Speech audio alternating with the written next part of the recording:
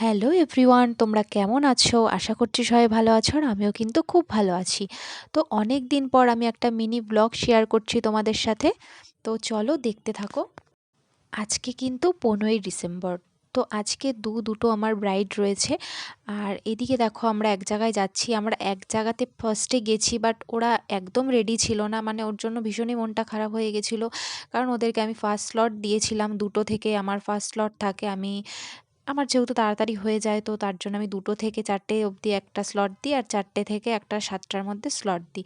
তো আমি ওদেরকে ফোন করে কালকেই বলে রেখেছিলাম যে আমি কিন্তু তোমাদেরকে দুটোই টাইম দিচ্ছি, তোমরা কিন্তু অবশ্যই 2টোর মধ্যে রেডি থেকো। কিন্তু ওরা একদম রেডি ছিল না। আমি ওখান থেকে ব্যাক করে আবার আরেকটা জায়গাতে আমি যাচ্ছি, কারণ আমার ওদের জন্য বসে থাকলে হবে না, তো আমাকে এদিকেও রেডি করাতে হবে। তো এদিকে আমি যখন ফোন করলাম, ও বললো হ্যাঁ দিদি, আমার সব কিছু রেডি হয়ে গেছে, তুমি চলে আসো। তো তার জন্য আমি এখানেই চলে গেছিলাম। আর আজকে কিন্তু আমার সাথে সবাই রয়েছে। এদিকে রম্ভাদি আছে, মাম্পিদি আছে, আর সোনালিদি যে নতুন এসছে আমার কাছে, তো ও রয়েছে। তো আমরা দেখো বিয়েবাড়িতে পৌঁছে গেছি। তো চলো এখন ঢুকবো। আর আরেকটা জিনিস ভীষণই খারাপ লাগে, যখন টাইম দেওয়ার পরেও ব্রাইড রেডি থাকে না। তো যাই হোক, আর যেহেতু এই বাড়িটা থেকে ওই বাড়িটার ডিস্টেন্সটা অনেকটাই ছিল, সেজন্য ভীষণই প্রবলেম হয়ে গেছিলো। তো যাই হোক, কিছু করার ছিল না। তো আমরা সেখান থেকে চলে এসেছি এখানে।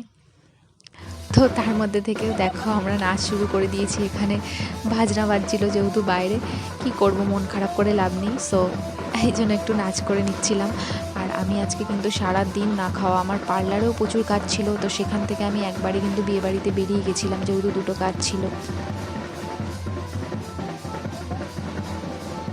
তো এরপরে ওকে আমরা রেডি করাতে নিয়ে যাচ্ছি। আর এদিকে দেখো, ওকে আমি বলছিলাম যে তুমিও একটু নাচো, পাশে ওরা সব নাচছিল। মানে বউকে বলছিলাম যে তুমিও একটু নাচো, ও খুব হাসছিল, বলছে না আমি নাচবো না, আমার ভীষণ লজ্জা লাগছে। আর এদিকে কিন্তু আমি ব্রাইডকে রেডি করতে শুরু করে দিয়েছি। দেখো ওকে এখন প্রাইমার অ্যাপ্লাই করা হচ্ছে।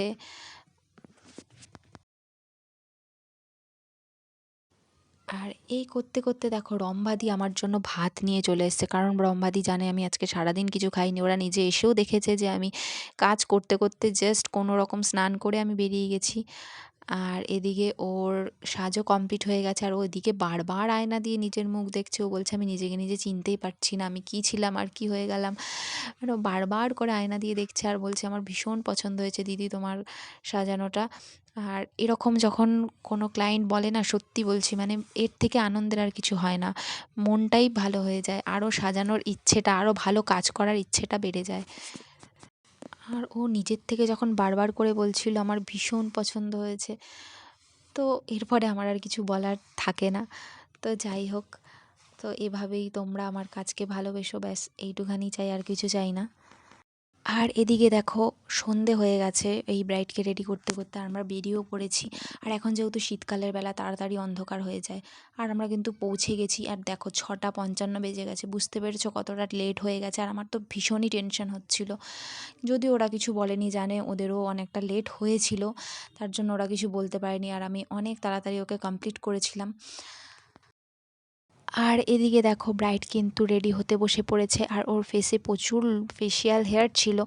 তো এর জন্য সেটাকে রিমুভ করে নেওয়া হলো। আর স্কিনটাও প্রচণ্ড পরিমাণে সেন্সিটিভ ছিল, যার কারণে আমার মেকআপ ব্লেন্ডিং করতে খুবই প্রবলেম হচ্ছিল। তো যাই হোক, অনেক কষ্টে মেকআপ ব্লেন্ডিং করেছি।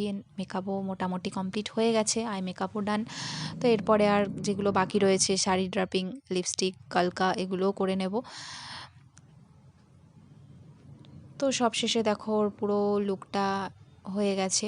তো এত তাড়াতাড়ির মধ্যে মোটামুটি আমি পুরো 1 ঘন্টার মধ্যে রেডি করেছিলাম। আর এত তাড়াতাড়ি যে মোটামুটি এতটা ভালো লুক দিতে পারবো আমি নিজেও ভাবতে পারিনি, কারণ অনেকটাই কম টাইম ছিল। আর যেহেতু শীতের বেলা অনেক লোকজন চলেও এসেছিলো, তো এই জন্য তাড়াহুড়ো করে করেছি। আর সবাই বলেওছে সেখানে যে সত্যি সুন্দর হয়েছে। তো আমি এখানেই ব্লগটাকে শেষ করছি। টাটা।